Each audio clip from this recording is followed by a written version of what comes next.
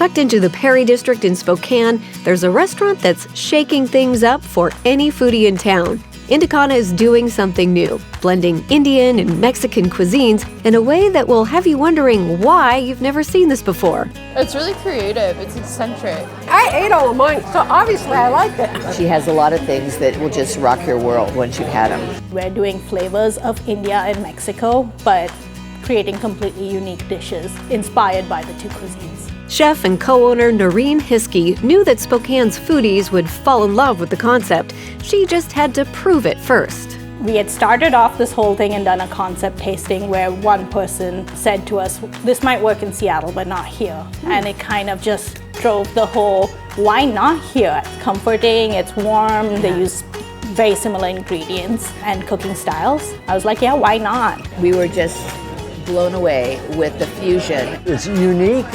You've got to try it. You know, the fusion's perfect.